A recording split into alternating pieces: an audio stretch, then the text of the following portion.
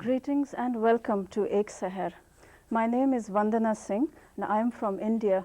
My co-host Mahwash Hassan is from Pakistan. We are both part of Seher, a collective of South Asian women based in the Boston area. As you know, recently India and Pakistan have been at the brink of nuclear war, the most horrific form of destruction that human beings have ever devised. Today we bring you a discussion between Indians and Pakistanis on this issue. Our guests will share their concerns and will air also their insights on this subject. Mahwash? Why are we bringing you this show? Today, a drought scorches the earth in Rajasthan, India, and across the border in Sindh, Pakistan. Today and every day, Pakistanis and Indians cope with the realities of hunger, disease, pollution, load shedding, and high unemployment, not to mention the unending assault on women in the name of family honor, family and community honor. Yet our governments continue a military standoff so tense, so critical, and so fragile that we can no longer solely rely on these governments. We have too much to lose. We, Pakistanis and Indians, must meet each other face to face as ordinary concerned people. And here in America, we actually have the opportunity to do so. We have a responsibility to try and understand each other and to share what we learn with the peoples of our mother countries. Today's show is the first step towards this dialogue. I'd like to start by introducing our participants. Nizar Rizwan Fareed is from Karachi, Pakistan, and has recently completed a bachelor's degree in aerospace engineering from the Massachusetts Institute of Technology. The Indo-Pak conflict has had a direct influence on her personal life, as her entire maternal family has been based in and resides in Bombay, India. Besides academia, her interests include creative writing and music. Fahad Ahmed, on my left, is a computer engineer from India who's been in the United States for 4 years. After receiving an engineering degree from Aligarh Muslim University in India, he enrolled at the University of Wisconsin, Madison, where he received a master's in computer engineering. Fahad is an active member of the Alliance for a Secular and Democratic South Asia, an activist group based in the Boston area. I would like to introduce Abha Sur. Abha has been in the US for many, many years. She was born and raised in Delhi, India. She is a physical chemist turned a historian of science. She teaches at MIT such courses as political dilemmas in science and the science of race, gender, and sex. She's active with the Alliance for a Secular and Democratic South Asia, and her work focuses on raising awareness of social justice and communal harmony issues in South Asia. I would also like to introduce Javed Sultan. Javed is from Pakistan and has been in the US for a long time as well. He's an architect and a civil engineer. He heads a consulting firm in Cambridge, Massachusetts. He's an MIT graduate. He has a deep interest in low-cost housing, development of indigenous resources in poor countries, and he heads a humanitarian organization called Help International. And he has done such work as assisting Bosnian refugees in the greater Boston area, and he's interested in encouraging more dialogue between Indian and Pakistani communities. We have an eclectic gathering here, and I would like to go ahead and start with a very basic question, which is, what do you feel about this conflict? How does it affect you? What is your response to the conflict between India and Pakistan? And let's start with Nida. Vandana, my experience with this conflict has been slightly different from the normal Pakistani out there. My mother moved to Pakistan from India after she married my father in 1970, so she left her entire family in Bombay, India when she moved to Pakistan. So I have visited India very often, every 2 years usually, during vacations and stuff. And the issue between the two countries and the relations of the two countries have had a very direct impact on my family. At the most unfortunate times, there has been an increase in the tension between the two countries, namely when my grandparents were sick and my mother wasn't able to go and visit them and take care of them, and was only able to visit India after they died, which was a very tragic tragic end of the whole situation. So it has had a very direct effect on my family, but even as a Pakistani, it is hard to see so many important issues in the country being ignored because of the tensions, because of the importance given to the tensions between India and Pakistan. Yeah. So I wonder, I think from what you're saying, it seems to me that it would be true to say that the destiny of your family is really entangled in the destiny of India and Pakistan. And I wonder if I could venture to say that perhaps this is true of all of us, even those who don't have family in the other country, because after all, we are talking about two countries which share a long border, apart from sharing a lot of other things. And the thought of war, particularly nuclear war, is, it's just unavoidable that some catastrophe in one country would naturally affect the other. So what do you think, Abha? Well, I think that it is very, very grave, the situation, without trying to sound,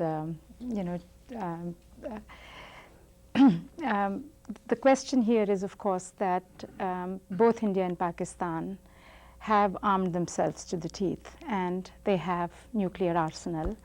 And we have leadership in both countries, which is quite irresponsible in the rhetorically, as well as the kinds of postures that they have taken, especially in since the Kargil war, and very recently in the last month, is a cause for great concern for all people. What we find here is that first we were told that if we had nuclear weapons, there would not be a war. That was the standard deterrent argument that we were given. And now, of course, we are told that we can fight, that one could win a nuclear war. And, Kargil happened after people had nuclear weapons. And so I think it's a very grave situation. I think it's grave more so because we have right now not only hostility amongst nations, but what is happening within India, especially in Gujarat. The whole population has been terrorized, and it really is a cause for deep concern. And these are not the wishes of the people. I think we have to understand the difference between state politics, which refuses to recognize the kind of contact and friendships that exist between peoples of India and Pakistan.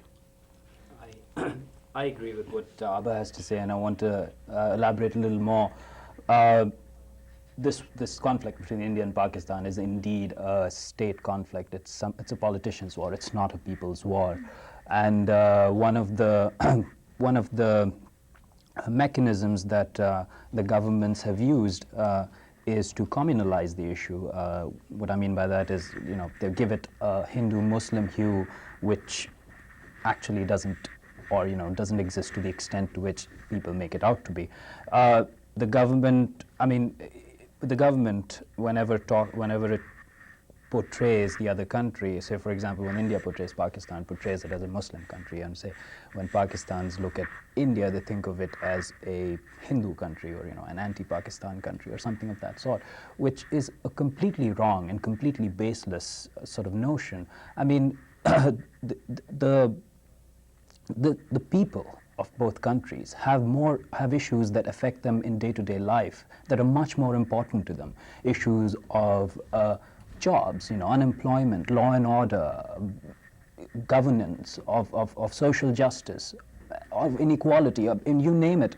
And in spite of all this, our governments use this conflict between India and Pakistan to distract attention from domestic issues and turn them to this so-called war. If I may add to that, it's mind-boggling. Historically, we were the same people. We've lived for thousands of years together. We speak the same language, we eat the same food, we dress alike, we look alike, And now, again, there are three groups that have been affected: the Indians, the Pakistanis, and let's not forget the Kashmiris. The sacrifices made by the Kashmiris has been the greatest. I mean, 60,000 Kashmiris have died in this conflict. 60,000 have been maimed or disabled. To give you a sense of scale, if it was America, that would equal 2 million people killed and 2 million people maimed. So it's horrendous. Not only that, the economies of both the countries have been affected severely. Pakistan spends 90% of its national budget on debt servicing, defense, and administrative costs. That leaves 10% for other socioeconomic, investments. And again, they played on insecurity issues and the fear of the other, so they pump money into defense. Both the countries are doing the same thing, and of course taking away from socioeconomic projects and development projects. So yeah, Kashmir, of course, is a tragic issue. We don't have time to go into a deep discussion, but both the fact that a lot of people have been killed or injured there, and the displacement of the Kashmiri Hindus also is a terrible thing. But I still, somehow, it seems to me that it should not really be a barrier to sitting down at the table and talking for the two governments, because we are talking about the stakes in a nuclear war, and those stakes are very, very high. We are talking about the instant death and destruction of millions of people, and people say that they are still dying in Hiroshima today. So this is going to be a terrible, terrible thing if it's allowed to happen. Now, I would like to turn the floor over to Mahvash. Mahvash?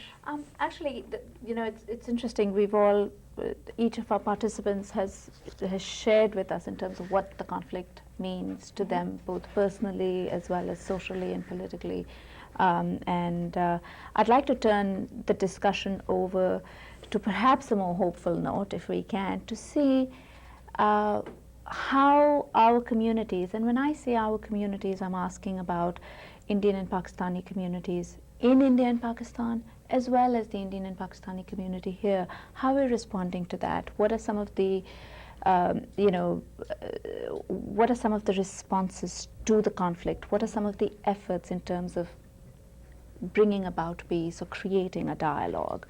Well, I mean, I think there is not one monolithic community. We have many communities here. Certainly, Fahad and I both belong to the Alliance for a Secular and Democratic South Asia, which has been in existence since 1993, soon after the destruction of the Babri Masjid. We formed this. And so the people that, and we of course draw our inspiration from various organizations within India and Pakistan. And this is a Boston-based It's a Boston-based group who have always asked for peace and strived for, have worked very actively for issues of social justice and peace between nations, anti-communal work.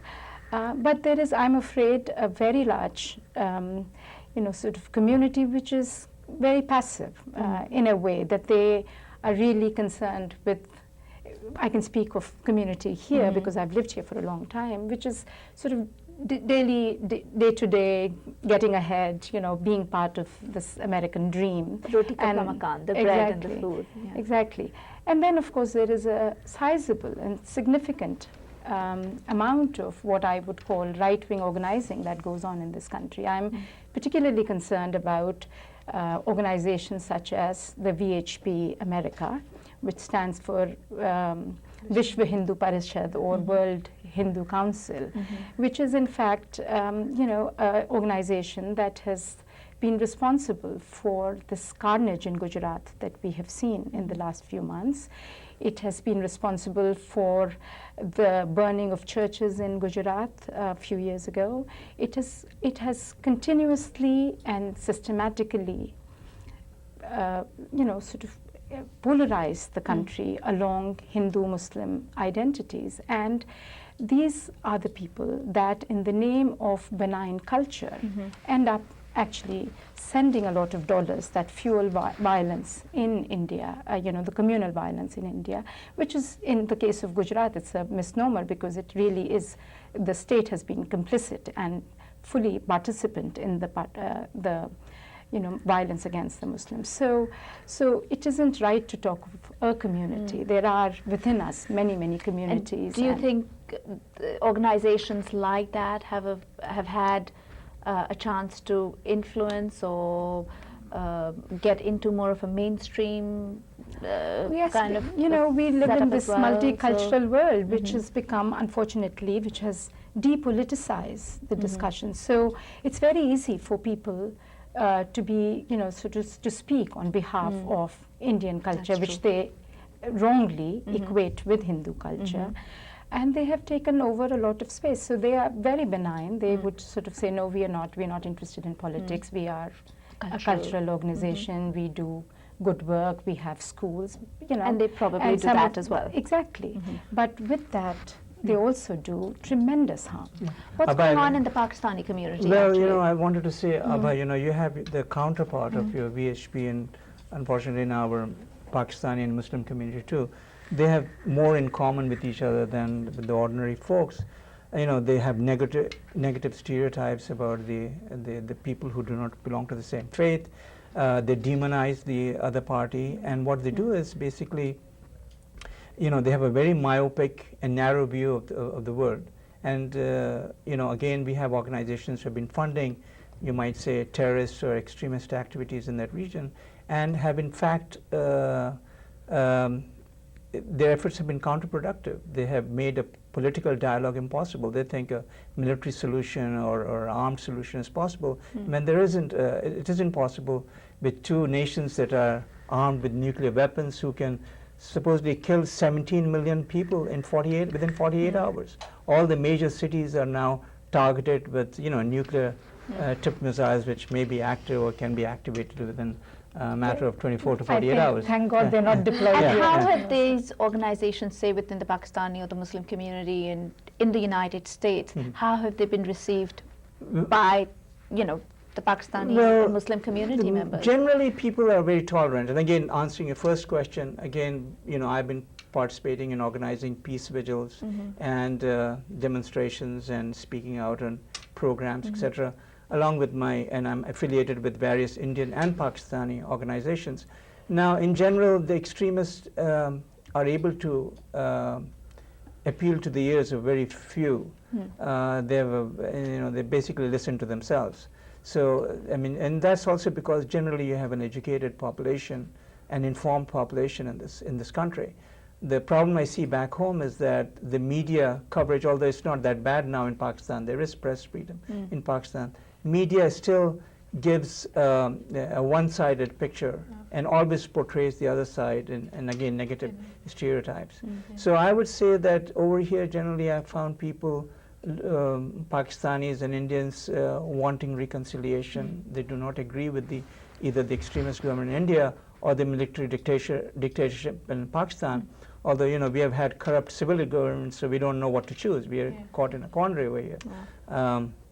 So my perception is that most people do want reconciliation. They want a political solution, not an armed solution to this. Actually, you're a fresh graduate of MIT. What's going on the campuses? What are the young people, the young Indians and the young Pakistanis doing? How are they figuring it out? I think there's a lot of hope in the sense that we have no problems getting along. It's really nice when you come to MIT directly from Pakistan or India and you're dying for somebody who speaks either Urdu or Hindi, to meet somebody of that kind. So it's really nice to have such a large, in quotes, Desi or South Asian population there. And we will all meet and go to movies together, or a lot of the guys will play cricket and stuff. So we get along very well, but it's very tragic when you think about what is underneath all that social harmony and stuff, because recently with the situation between India and Pakistan, we were having a lot of discussions on the Pakistani and Indian mailing list, or to some extent even in more sort of casual mailing lists that were These on the campus. internet. Yeah.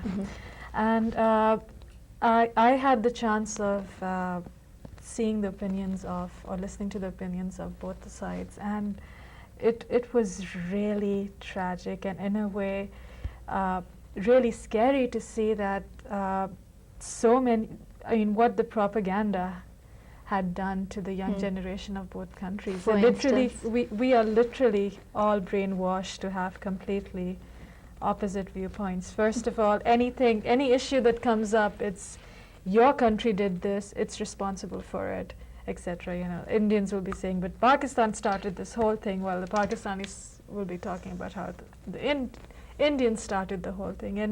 And you will come down to a simple argument of your country is the one that's wrong, and we can't do anything about it until you take the first step, you know. So it's tragic to see how we have completely different points of views and are not willing to actually listen to the other side as well. As far as organizations that are doing something to bring about peace, I think it's very hard for the normal Pakistani or Indian as well, because with all the stuff that both the state governments, etc., are doing, you get sort of caught between trying to strive for peace and making peace movements and trying to stay patriotic at the same time, because obviously a lot of stuff that is being said on both sides hurts a lot of people, and I mean, nobody wants to think of their country as a demon or as being wrong, etc. So it's hard to be caught in that conflict. So and you're doing saying there's something. actually positioning of patriotism versus reconciliation. In many aspects, and it's also not easy, especially back home, when you're trying to go forth with these peace movements, because both the governments end up being very discouraging in that sense, and also with the habit of things happening at unfortunate times, etc. A lot of people get discouraged very easily. For instance, my sister is studying at the Karachi University, and some of the students and professors there had organized a trip to go to India to sort of promote the people-to-people interaction for peace. And this was going to be in the end of September last year. Unfortunately, the incidents of September 11 that we all know about happened, and the Indian government literally jumped on the bandwagon and said Pakistan is responsible for everything that happened with the attacks in the US, which obviously led to a very rapid deterioration in the situation between the two countries. So the trip for peace was basically cancelled, and it wasn't just cancelled because the tensions were so bad between the countries. It was cancelled because the people in the trip felt unpatriotic going there, because not from a sense of being forced to feel patriotic, but more in the sense of why should we go to some place which is promoting such hatred against our country, you know. So Actually, go If ahead. I may, Yes, I want to please. make a few points. The first point is that we have to understand that this build-up of hate between the two communities is a systematic one. It isn't one that comes out of the bottom of one's heart. One gets born one day and decides, oh, I hate Pakistanis. No, that doesn't happen. You know, I mean, I'm glad it's to hear something that. well, yeah, I mean, hello, yeah, welcome to India. You know, but it's something that's been you are being conditioned through. Your governments want you to believe that as you're growing up. It's a systematic mechanism, and you know, no one's saying it's easy, but using another systematic mechanism, one can unwash that conditioning, right? Yeah. I mean, it's all about you know, showing people informing people, you know, removing misconceptions, having talks, having rallies, having events that sort of dwell on the commonality, that dwell on respecting each other's identities. You know, and as far as the point you made about patriotism and, you know, patriotism being equated to hating the other country, that's just ridiculous. I mean, Muslims in India often ask the question that, you know, why are Muslims not anti-Pakistani? My question is, why should anybody be anti-Pakistani? Exactly. Right? I mean, there's no reason. I mean, we don't know these people. I mean, if we get to know them, we might as well just discover they're fantastic people, you know, we can be friends with. But it's this whole movement by our governments to keep things apart, by keeping polarized. Like I said before, it's a politician's war. It's not a war of people.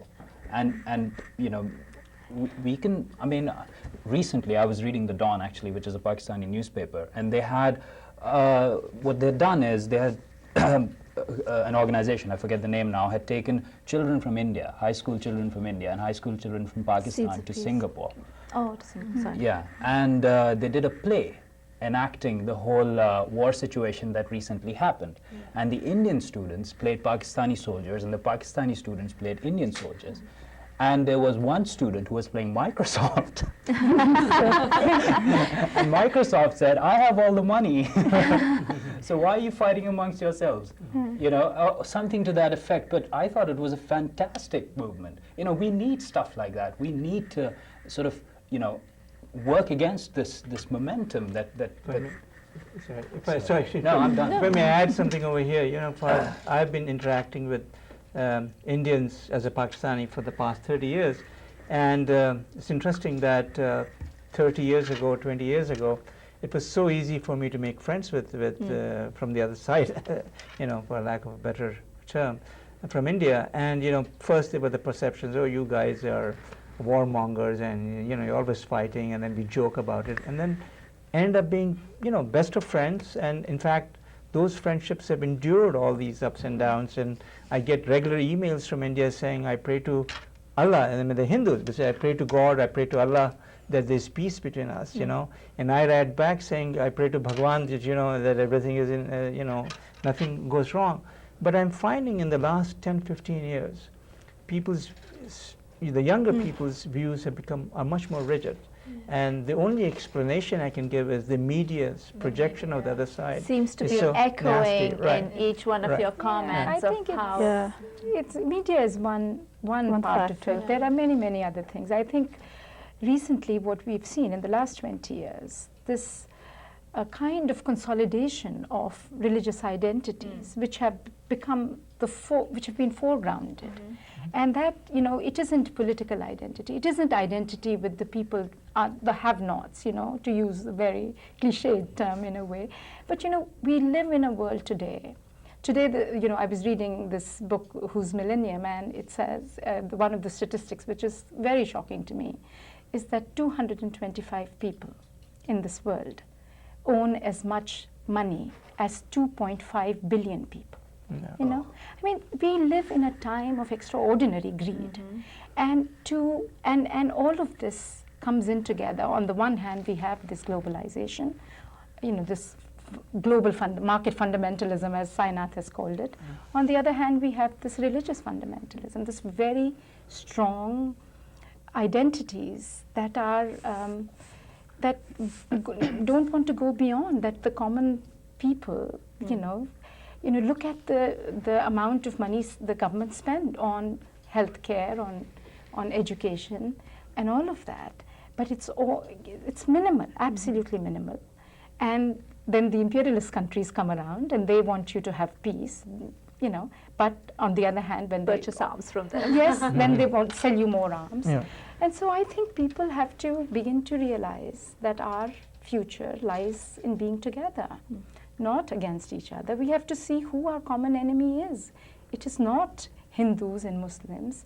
It is this very pernicious system that continuously creates these inequalities amongst people. I think part of the problem which brings across all this hatred, etc., is also all the small problems we have in our countries which are not being addressed because of the situation. So it's sort of maybe a catch-22 or sort of a circular situation, that if you do not address the problem of illiteracy, etc., you have more people that tend to be intolerant of other people. You have more people that to earn their livelihoods or whatever will join these fundamentalists or terrorist groups that are telling them we'll give you money if you come and join us, etc. And they, on the other hand, will fuel the fire between the two countries even more. So the situation gets worse. Education is not addressed, and the lack of education sort of makes the situation worse. It's sort of like a circular. It's more complicated in India, at least. It's kind of amazing that the more educated, the more communal. Unfortunately, Wow. Okay. And that has to do with the way our education is, structured, and the kinds of ways in which we are rewriting our history in a way that we are being forced to rewrite. Well, it seems to me that people are, this what you said about consolidation of identities. Really, I mean, people are tending to lump each other on a black and white, on one side or the other of a black and white divide. Whereas it seems to me that what you're all saying really is that people are more complicated than that. There are ranges of opinions on things. Like, for instance, the example you gave of Muslims in India being referred to as, pro-Pakistan and so on. Non-patriotic. Yeah, or not, which is equated to being not patriotic. I mean, I'm sure that among 150 million people, there's a range of opinions on all these issues. Oh, yeah. I mean, just to sort of, elaborate on that a little bit is, how a Muslim from North India, for instance, will feel closer to a Hindu from North India than somebody from South India, than a Muslim from South India.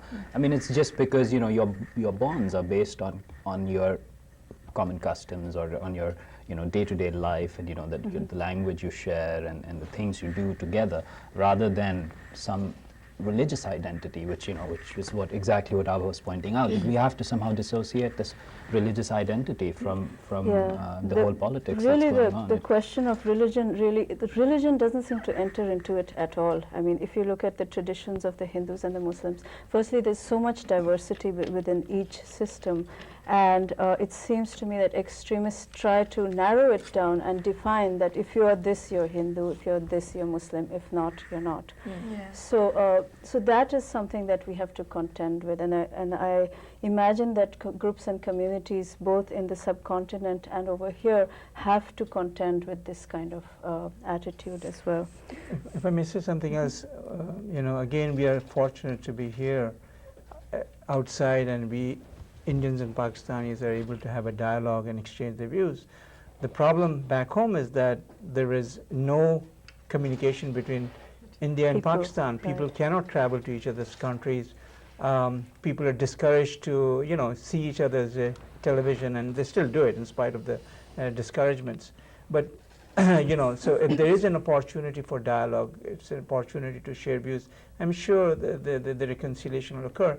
But that's going to be counterproductive to either the extremist government or to the military government, because their sustenance is in conflict. They are able to allocate large portions of the national budget by creating this tension and insecurity. So that's why it's so important for people-to-people contact, grassroots contact. And with the internet, it's an ideal environment to get onto, try to get email addresses of the other side and try to make friends on the other side. Well, actually, our next question, our next topic for discussion has to do with exactly that point, which is that if you would, if I can ask you all to visualize a situation that at this time might seem hypothetical, however, we cannot get to that point without first visualizing it. Just, it seems to me that, whenever there is discussion, especially official state-level discussion between India and Pakistan, we are always pointing fingers at each other and talking about when this was done and that was done and so on. So it seems that we are trapped in the past. And I think that the past is important. We can learn lessons from the past. But at some point, we have to let go. Just as in a relationship between two individuals can never work out if you don't let go of the past. So I'm going to ask you all to visualize a situation where we actually have let go of the past and think about what the situation would be if India and Pakistan were not enemies, and not only not enemies, but if they could cooperate and have a friendly relationship. How would that change the face of South Asia?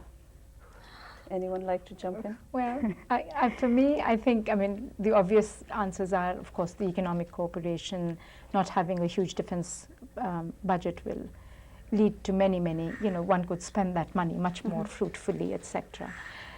But given today's situation, and I'm speaking from this deep anguish that I feel at what has happened in Gujarat, which continues to happen. In 2 days they're going to have a Rath Yatra.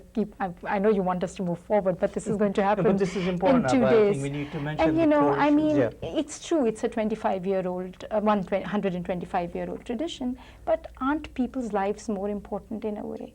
Why couldn't we make a little gesture and say, no, we will not have this yatra because Gujarat is so tense right now? And, what does it take to do that? And I think if the relations between India and Pakistan were good and there were no demonizing of the other, we would all get back our humanity. We will all gain from it. We will gain tremendously economically, as all of us can know. But I think as human beings, we would regain our lost humanity. I have never in my life been more traumatized than in the past few months to just, to see that what a human being can do to another human being is just In the name of religion. Too. yeah. If I may It's jump not in my over religion, here, for sure. I mean, Abhay, you're absolutely right. I mean, what's happening is that India and Pakistan have about 22% of the world's population, but their contribution to the world income is just 1.3%. I mean, that's pathetic. India has a pretty decent infrastructure of educated folks, of educational institutions, of skilled labor force.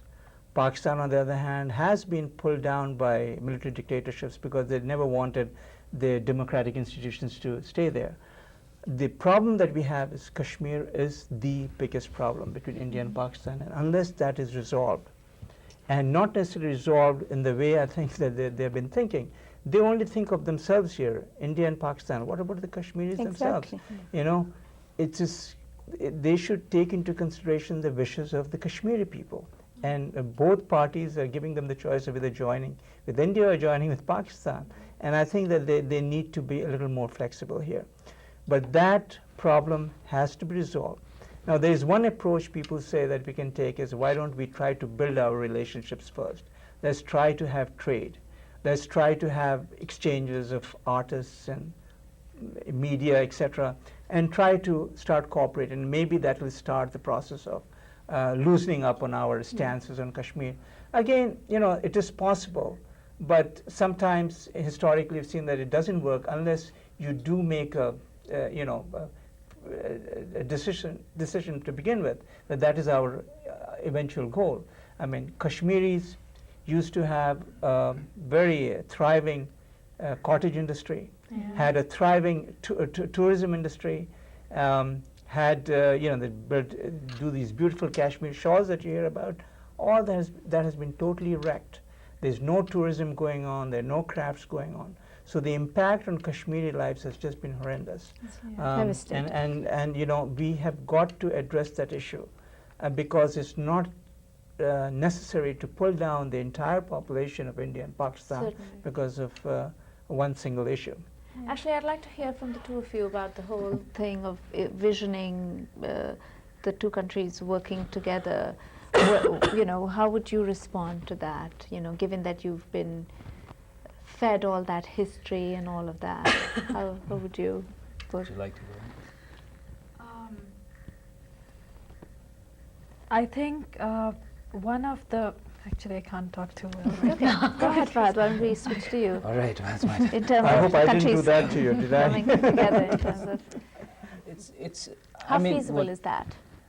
It's feasible. Right now, I'm a little shaken because of what of the things, the string of events that Abba has described. It has affected, the lives. I mean, of any Indian who cares about what's happening, or any human being who cares about what's happening, and it is disturbing. And I think the first and foremost thing that I'd like to envision in a peaceful India and Pakistan is the disappearance of fundamentalist sort of hegemony and the disappearance of hatred. Ideology. I mean, that ideology of fascism Myopic, that's being promoted by the Indian government, and you know, is just, it's just devastating, because it makes you, you know, it's sort of your entire identity is built upon hate, and you know, I mean, that's just, it's remarkable how they do it. I just find that extremely disturbing. I mean, if that disappears, I think a lot of the problems can get solved. But I mean, other than that, I mean, like Javed and Abha pointed out, economic cooperation, cooperation at a social level, you know, once these countries do reach a certain economic level, they can turn their attention towards the numerous social issues that are prevalent, gender, education, you know, you name it, I mean, it's there. One problem that I'd like to bring out is, you know, oftentimes when people speak of a united South Asia, I mean, India generally tends to sort of be the dominant force, and that's something that has to be dealt with. I mean, we did have a common history, true, but now Pakistan is a separate country. They have their own identity, which they've built over the last 50 or so years. And, you know, one has to respect that. One has to sort of say, yes, you know, as Pakistanis, you know, they have their choice of sort of, you know, exerting themselves, and one has to respect that. And when one does talk of a South Asian Union, one has to keep that in perspective, and I just thought I should bring that up. Well, I think that perhaps as immigrants we are in a, or as people who are living abroad, we are in a position to kind of understand how the minority feels in any situation, whether it's part of a large union like, you know, like a South Asia Union or European Union or whatever, or whether you're a minority in one country. So I think that certainly our experience will help us understand and respect the rights of other countries, at least one Which would is hope what so. is really baffling to me, that we as minorities, we want to exert, you know, look at us, we are dressed in, you know, Indian fineries. Yes. And we want, you know, we support people who want to homogenize a culture, who don't respect minority rights in our own countries. Where would we be if we were not we were given in the that- rights we have been right. given, which are, Yeah. of course, being eroded as, you know, as we speak. In the last 6 months. One of the sad things about the whole situation has been, I mean, look at the European Union or look at the Association for Southeast Asian Nations, and they have helped each other a lot in progress in the development of each of the member states. And on the other hand, where we have SARC, the South Asian Association for Regional Cooperation. Anytime we have any conferences to decide important issues that would agendas. help the member states, the relations between the India and Pakistan comes in and pretty much stops it Everything and stops, wrecks yeah. the entire conference, you know. So we are holding back the other member states. We are holding back Bangladesh, Sri Lanka, Nepal, all these other member states of the organization, and if God willing, one day we do have peace between the two countries, I think we would have some hope of actually moving forward with our lives. On a more positive, if I may, on a more positive, you know, I mean, we have so many things in common. You know, we like the same movies. I mean, all the Pakistanis, you know, see the Indian movies, the Indian TV channels, you know, and then Indians see the drama channels that comes out of Pakistan. And then, you know, whether it's food or dress, the love for literature. So I think all the elements are there for building, you might say, a loose union of sovereign nations, similar to the European Union, where we could become a trading bloc, where we could then leverage our power as a bloc in terms of with the GATT and with the GTO, etc. Without one identity being subsumed precisely. by the other identity. Precisely. So we can, and this would be to the benefit of the common people. So maybe it's a reflection on how poorly we elect our leaders. If we were smarter, our lives would be better. And if we could elect our leaders. Actually, I'd like to, you know, as we're winding down, we'd like to pick up on a few notes that some of our participants have said. I love Abha's comment about returning to our basic humanity. And just as Vandana led us through visioning cooperative South Asia, I'd like to actually lead us through to that reclaiming of our humanity, and if there were steps needed towards that reclaiming, what would they be? And anyone can jump in, whoever would like to get started on that I first. think, first of all, we need to do something about the media. I mean, it is making the situation worse between the two countries. Anything that happens, the media only reports any bad that is going on in the two countries, anything that is wrong. And whenever all the good things are avoided. So the only image that both the sides see are the demonic sides of the two countries, and they just see the extremist views all the time. So, which I think is part of the reason why we have such a brainwashed population on both the sides these days.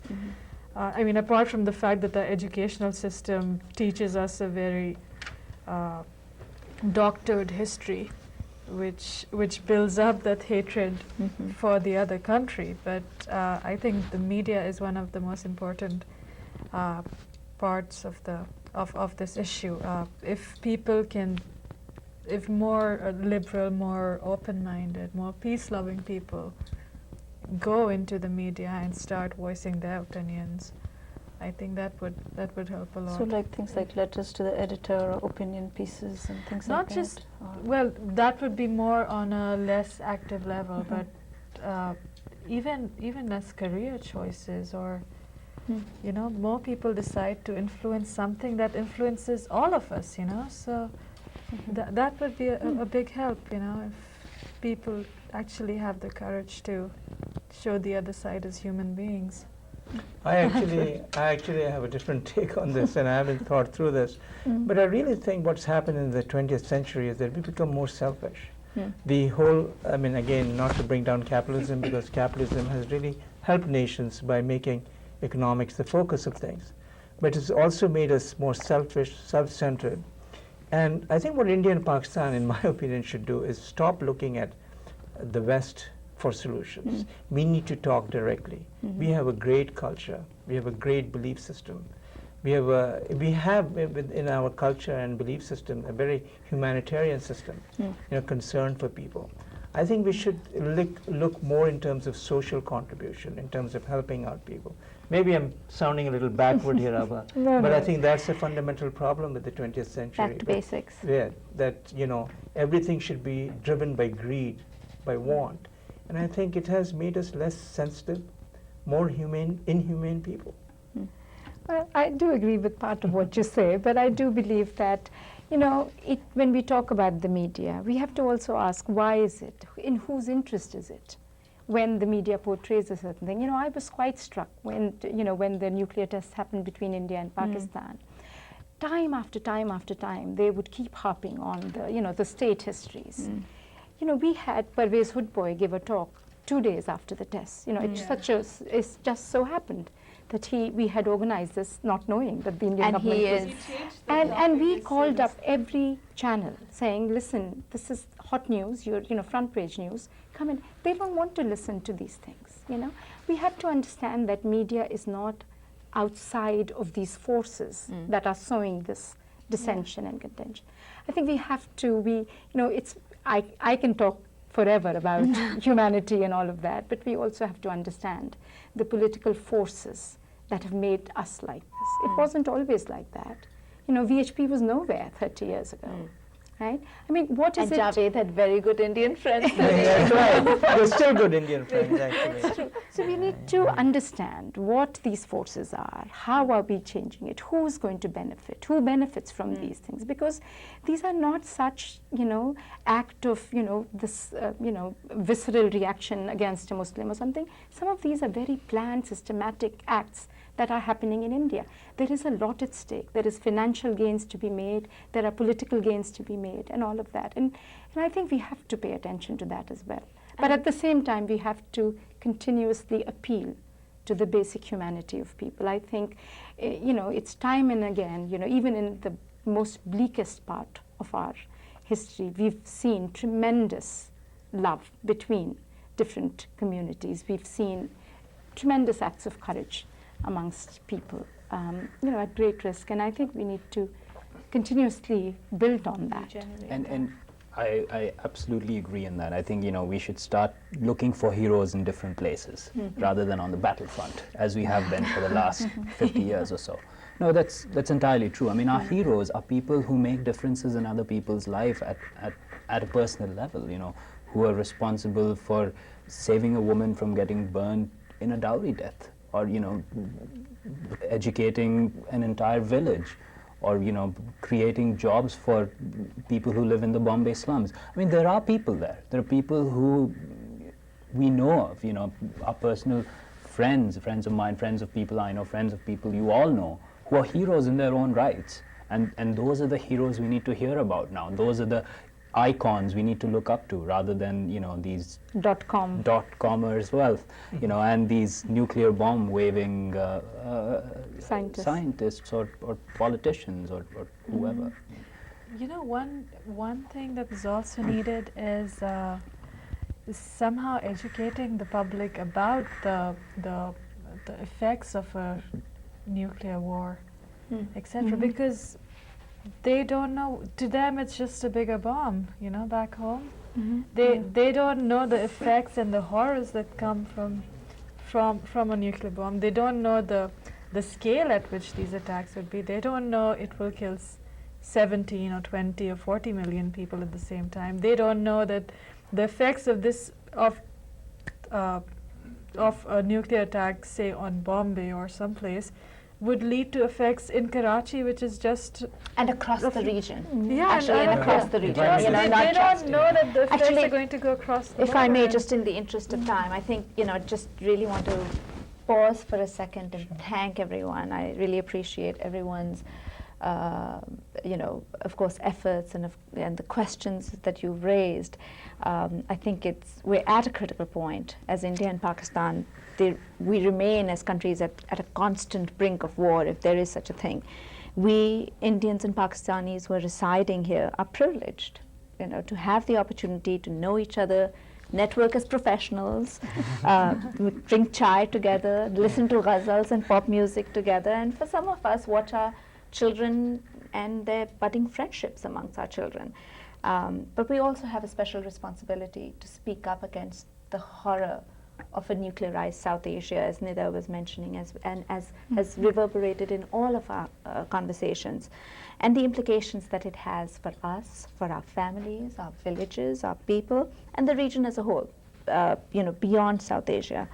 I think one of the things that might help is for us to agree to peace first, and then work together to resolve the myriad of problems on both sides of the border, rather than focusing on resolving all the issues as a prerequisite to peace. Historically, and we've talked about this, promoting hate for the other has been used as an instrument to unite a nation. And all of our participants have pointed out today that patriotism does not have to be based on hate. And reaching out to the other does not and should not undermine one's patriotic fervor. And given this very brief discussion today, we've also explored examples of organizations like the Alliance, like the South Asia Center that Javed is involved with, like the ones on the campuses, and like Seher, our women's group. In our local communities, we are proving that it's possible for Indians and Pakistanis to talk to each other, to work with each other, and in some cases perhaps agree to disagree as well. This people contact is taking place in our home countries as well. I know we haven't touched on that. Nida talked a little bit about it. We talked a little bit about cultural and other exchanges. But somehow the media in Pakistan and in India, as well as the West, chooses to focus on the drama of war as opposed to the eloquence of the bridging efforts that are underway all over. Vandana and I would like to thank the participants for their insights and for raising questions and issues that we really hope our viewers and all of us will continue to engage with around the water coolers at work or in your living rooms. And we also hope that we as Seher, as community members, as human beings will continue to dialogue like this and to bring dialogues like this to the public. Yeah, and if I may make a pitch, you know, we have this most wonderful theatre personality from India, Habib Tanveer. He's going to be in Boston area for 2 days on Sunday and Monday. And we have a theatre workshop with him, a political theatre workshop at MIT. And if you want more information, you could call Seher or us, I guess, and if you could, it's the whole day workshop on Sunday. That's July 14th. Mavish, I'd like to thank you for inviting us to speak here, and of course Somerville Cable Television. And it's a very important opportunity for us to express our feelings on this catastrophe that's taking place in our country. Yeah, thank you very much, Vandana and Thank you. Mavish. I'd like to thank all of you too. I mean, I'm the participants. And so behind it's, the scene, Mahira. And It's it's been the a most real nervous of learning us all. experience for us all. Yeah. I hope that this is only the first step in what is going to be a longer and more, and increasingly meaningful dialogue between Indians and Pakistanis in this area. Yeah. Over And, tea and samosas, of course. Right. yeah, Don't forget the samosas. I mean, perhaps just small sessions like this, Mhm. if they occur once a month in somebody's house, perhaps that should be our goal, to get a couple of Indians and a couple of Pakistanis together at home over dinner and discuss and get a different group every month. But I think we need to work aggressively. The time to be a silent or participant, or what's the term? Critic. Critic Silent. is over. I think we all have to take the initiative now. And The stakes are too high. We Yeah. have too much to lose, so Right. we should begin that process. Well, it was very nice of Seher to organize this meeting. We certainly had opportunity I to mean, get if- to meet new people.